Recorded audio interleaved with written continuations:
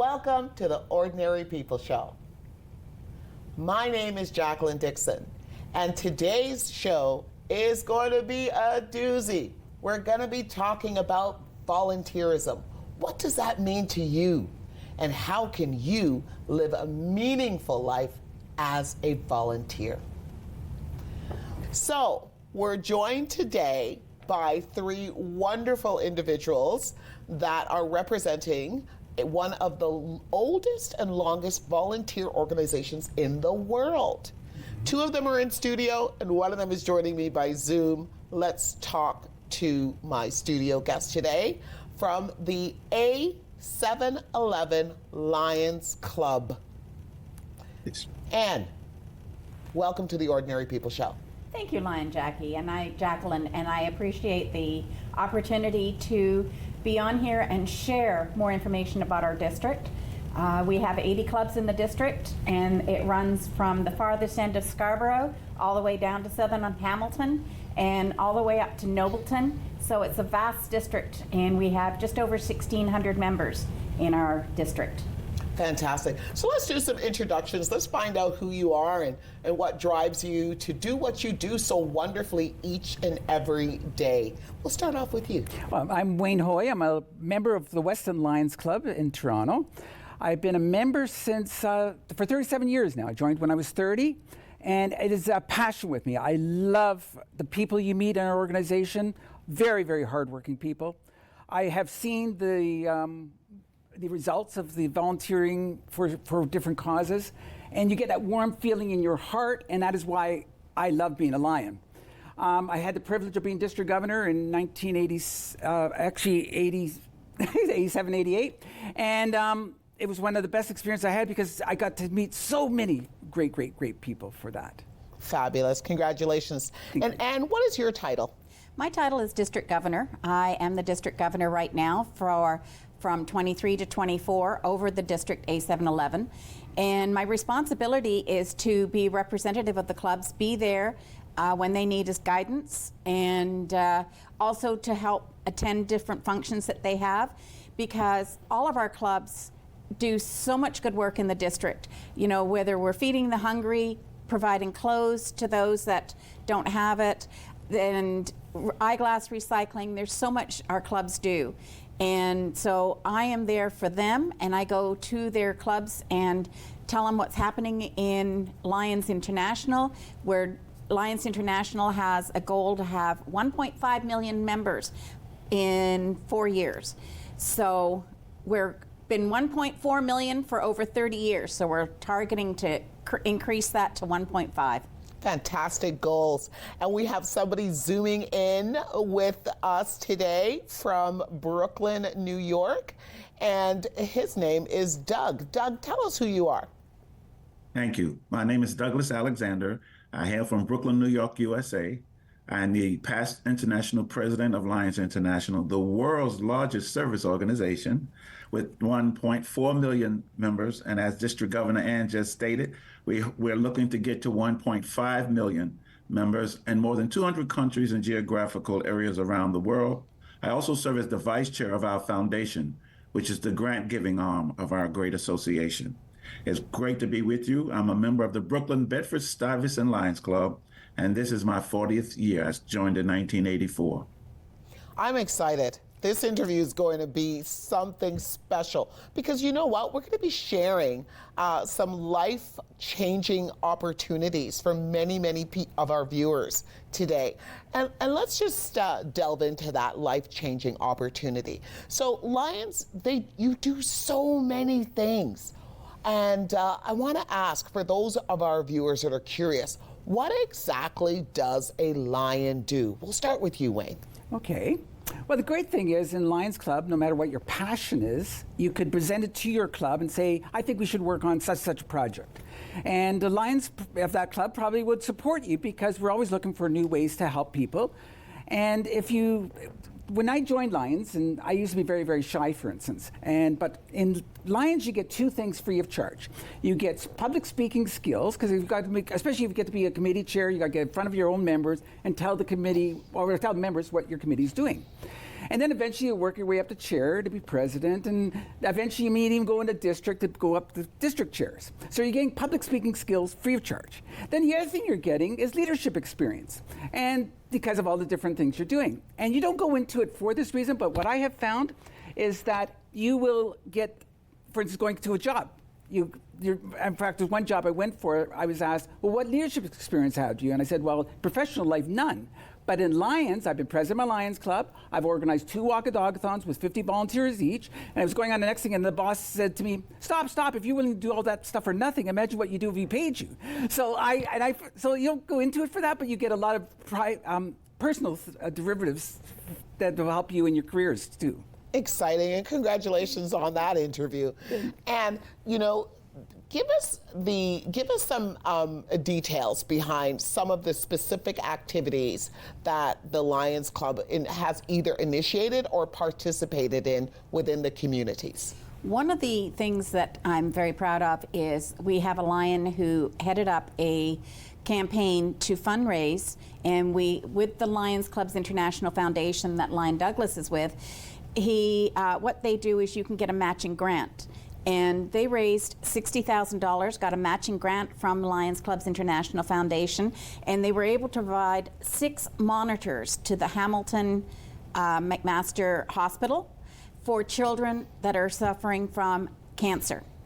And what this monitor does is it allows children to not be tailored to their, stuck to their bed. It allows them to walk around. They could go outside, get some fresh air. And that's what that has done. And I was really proud that our district could do that. And our clubs do different things. As I say, we have some clubs that will go out and they'll feed the hungry. They'll go out and our club is big on supporting our food bank. And so as I say, eyeglass recycling. We collect used eyeglasses, and then they go to a center in Calgary, they sort them through, and then they can go out to different countries where people wouldn't be able to afford glasses, and we give them to them for free. So that's just a couple of the things that we do. Lions Clubs International, we've got 5 main pillars right now. We have hunger, childhood cancer, diabetes, the environment, and vision.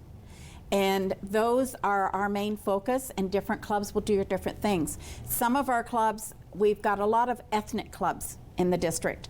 And so some of them, for example, they're from the Philippines. So they'll collect books and things like that, or slippers, and send them back to the Philippines, where they can't get that kind of stuff. They can't afford that kind of stuff. So it's not always just here, but it's still helping around the world. Globally. So you're making a global impact. Correct. And Doug, one of the things that I was truly impressed with when you presented your title was that you have been with the organization for 40 years. Wow.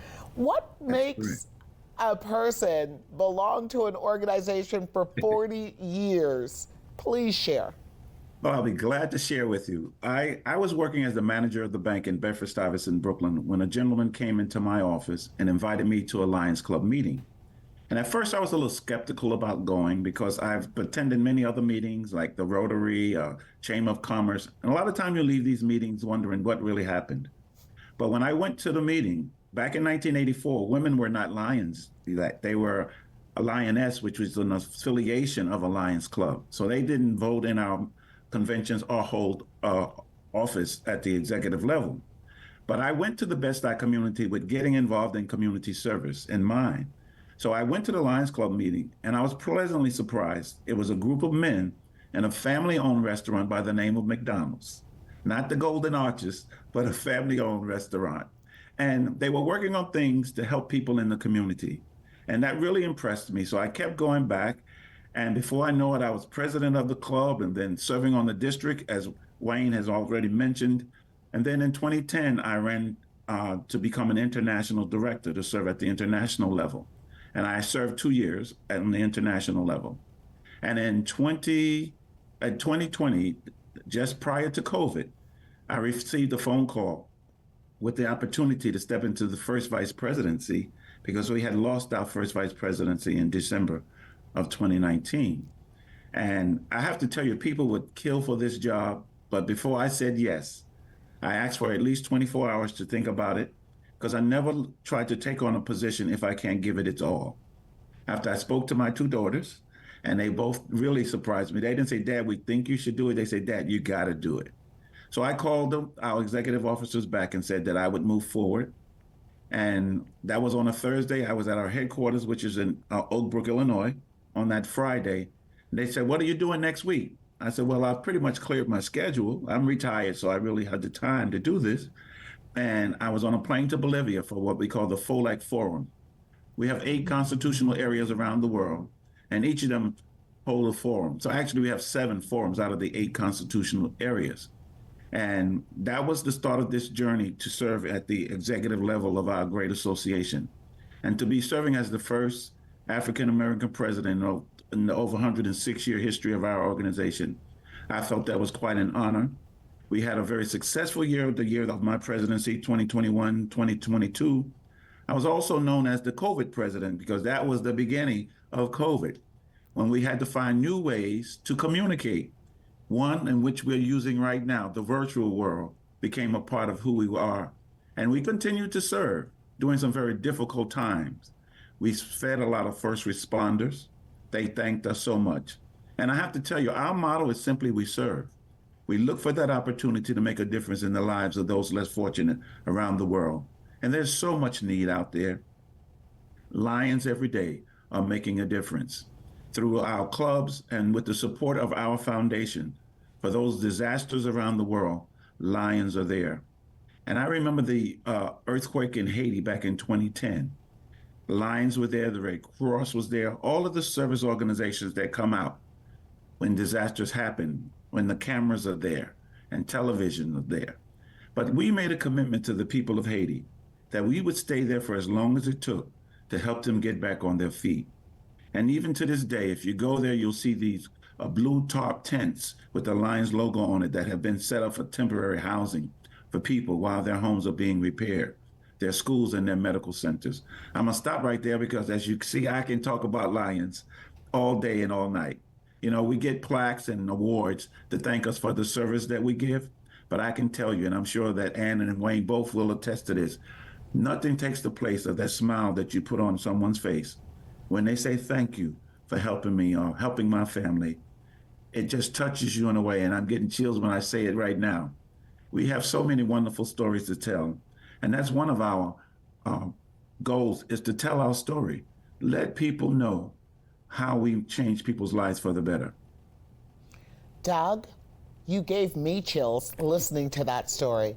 What an amazing life and an amazing experience.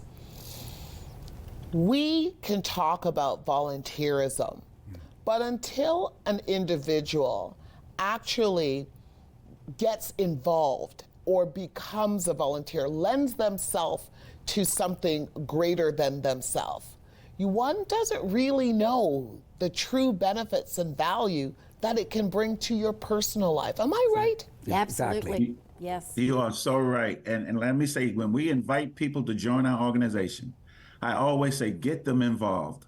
Let them have that experience, what it feels. And I often ask people, when did you become a Lion?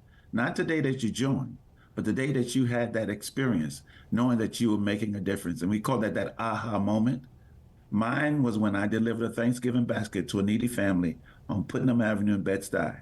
We would go with members, one carrying a 20-pound turkey, a gallon of cider, the other with the laundry basket with all the trimmings for the meal. We rang the doorbell and the mother came to the door. We identified ourselves as members of the Bedford-Stuyvesant Lions Club. And if you could have seen the look on her face when she said, thank you so much. No one has ever done anything for my family. And you look around at the surroundings in which some folks live. All I can say, there for the grace of God, it could be me and my family. I walked away feeling so good about the experience. And all we had done was given a meal to a needy family.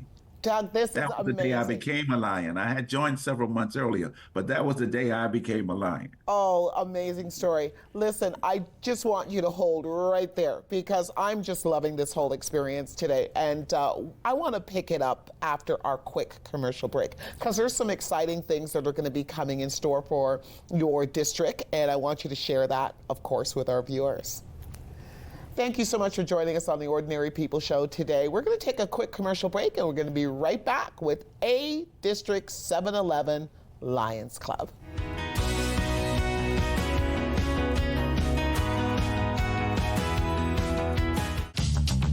This program is brought to you by Ignite TV. Now you're in command.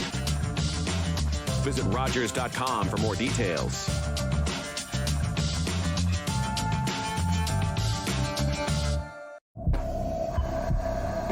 This is a man's heart, a heart in desperate need of medical attention. But because 78% of Indigenous people experience racism in healthcare, he may not get the help he needs.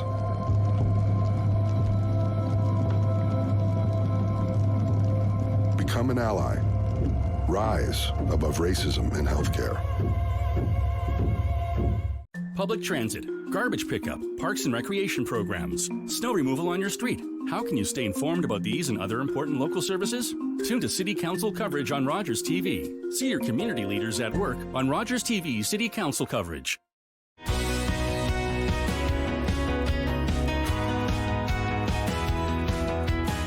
Hello, and welcome back to the Ordinary People Show. We are talking about volunteerism today, and we have the best example of volunteerism, in my opinion, in the studio with us, the A District 711 Lions Club. Anne, Wayne, Doug, what a fascinating first half of the show. We left off talking about volunteerism, though, and the meaningfulness that it has to the volunteer. Mm-hmm. So let's talk about that experience of being a volunteer. Right.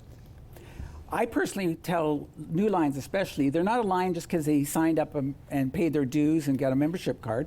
They're a Lion when they feel that warm feeling in their heart because they've seen the results of an effort they've done to help somebody in a food line or at a soup kitchen, or just raised enough money so they could buy a wheelchair for someone individually. And the more that happens, and the more you help people, it's contagious. That's how you turn it into a passion that you want to do it for more people and more. And then you start really enjoying being a member of such a wonderful organization. And when you hear what they're doing, not only as a club but in a district or in the world, it just makes you feel so warm inside. And that's what I get out of it personally. And yourself, and volunteerism, what has it done for you? It has given me the opportunity to be able to meet different people and feel that I'm making a difference. And one of the reasons that I wanted to become a district governor is because I wanted to make a difference. And by doing that, I get to go to the different clubs, I get to see what they're doing, and I get to share that with other clubs. So they're going, oh, what can I do? What can I do in the district? We don't have a lot of members or something like that. And I can share with them ideas. And knowing that we're just making a difference in so many people's lives. And one of the comments that I've made before is you don't always know whose life you've impacted. But by doing this, volunteering, by making a difference, it could be something as simple as a smile. And that's actually my motto this year, is SMILE. And it's an acronym for Service Makes Individual Lives Empowered. And that, to me, I just love smiling. And you just don't know how that smile can help somebody else's day. So very, very true and very well said. Doug, I understand that you are going to be making a special appearance here in Canada this year. Can you tell us about that special appearance and where it is going to take place? Well, District Governor Ann was insistent that I be her guest for her convention. And we had some going back and forth because we wanted to make sure that the scheduling works for both of us. And we got that worked out. So I will be their guest speaker at the A711 District Convention in April. And I'm looking forward to it. And you talk about service, we impact people's lives in such a great way. And what do we get out of that? Wayne mentioned it, my theme when I was president was service from the heart. Let's make sure we give our service from the heart. He mentioned a soup kitchen. Everyone walking through a soup kitchen line is not happy to be there. But if they see a smiling face behind the table that's serving them, that puts them at ease. That's just one small thing that we do as Lions. But what do we get out of it? As also was mentioned, the public speaking skills, you get better at public speaking. You're more comfortable being around large groups. You get to travel to places you probably never have been. Of the 50 states, there's only 2 that I haven't been to, and they're both on my schedule to get to. And not to mention the places around the world that you get to go. Our international convention this year in June will be in Australia. That's quite a long ways from Brooklyn, New York, or from Toronto, Canada. But there will be roughly 20,000 Lions from around the world at our international convention. You will make friendships that will last a lifetime, people that you will meet along the way. And those, a lot of times we do provide a service to someone, and you don't always see the result of that service you provide. But somewhere along the line, someone will mention something that will remind you of how you helped them. And I'll give you this small story very quickly. In the early 50s, a Detroit, Michigan Lions Club bought a little blind boy a set of drums. You know who that was?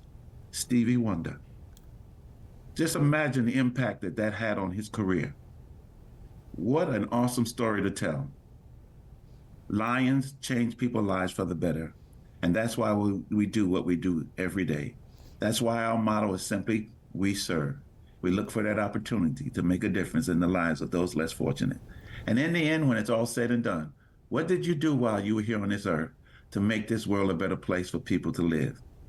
As Lions, we can say we feed the hungry, we clothe the naked, and we help give sight to the blind. What a beautiful legacy. Fantastic. I'm loving this story.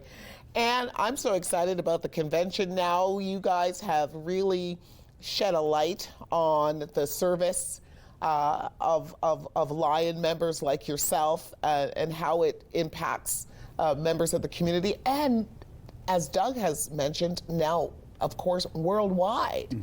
But let's zoom into the exciting convention that you are planning here or in Toronto, I understand, for your district. Tell us about what we can expect and when it's going to take place. Okay, the convention will be April the 12th to the 14th.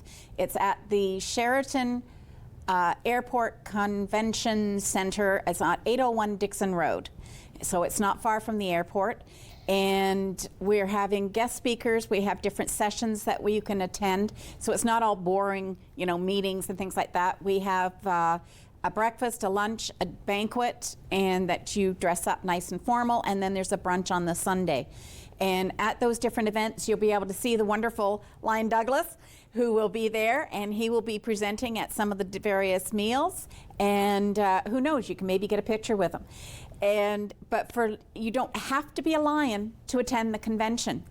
So if you after listening to Lion Douglas and you think, gee, I'd like to meet him, I'd like to come to your convention, yes, you can. So if you go to districta711.org, that's our website. Go to the convention link and you can see the registration form. You can fill in the registration form. You can put it in as a guest and just pay the registration fee, and you can come to the convention and find out more about being a Lion and talking to all the Lions that are there and saying, what does that make for them? What can I do? Where can I help? And we're going to have somebody from, as I said, the Eyeglass Recycling. They're coming in from Calgary to talk to us about how do they do that? What happens? What happens to the glasses when we send them there? How does it work? And we're still lining up different guests, so it's going to be a really, really exciting. I have a newsletter that I send out, and so if somebody wants to know more about what's happening, they can always contact me, and I can always send them the newsletter. I'm amazed at the reach of the Lions Club International. And maybe, Doug, you can speak to that. How many international branches or members or countries are Lions currently serving in? Well, we serve in more than 200 countries and geographical areas around the world, with roughly 50,000 Lions clubs, okay? Our foundation, which has only been in existence since 1968, has awarded just around 20,000 grants totaling $1 billion US for disaster relief and projects that Lions that may undertake that may be larger than what their club or district can do on their own. And a couple of things I just want to mention, which hasn't come up so far, is that our international president, Dr. Patty Hill, is from Canada, our second woman president in this organization, which is something that we are very proud of. And she's doing an outstanding job leading this association.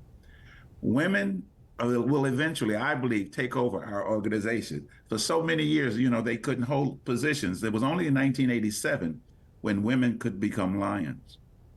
And since that time, they have really done an outstanding job. Listen, you have just a female governor sitting there. My club, Brooklyn and Queens, we have roughly a little over 2,000 Lions. The district is now 67% female. Women have been serving alongside their husbands for many, many years, doing the work. It only made sense that they would become members in this great association and be able to rise through the ranks and hold the highest position as international president. Fantastic. I'm so proud of you guys for that. Women are definitely leading in fabulous positions of authority worldwide, and it is wonderful that the Lions embraces that. So let's talk about the ordinary person who wants to become a Lion member. How do you become a Lion member before we wrap up today? You could basically, as I say, you go to Lions Clubs International, and there's a spot there where you can find a club in your area, because they are all over. And go in there. You don't have to come to my district because, for example, Barrie, Sudbury, that's not my district, but it doesn't mean you can't be a Lion. There's clubs all around. And you go in there, say what club's available, reach out to the club. I usually recommend you attend 3 meetings just to make sure it's a fit in, and then you can become a Lion. And it's usually you can volunteer first and join after. Fantastic. And they're located everywhere. Correct. So where there's a Lion, there's a need. Thank you so much. And thank you for joining us on the Ordinary People Show today, where ordinary people are doing extraordinary things. See you soon.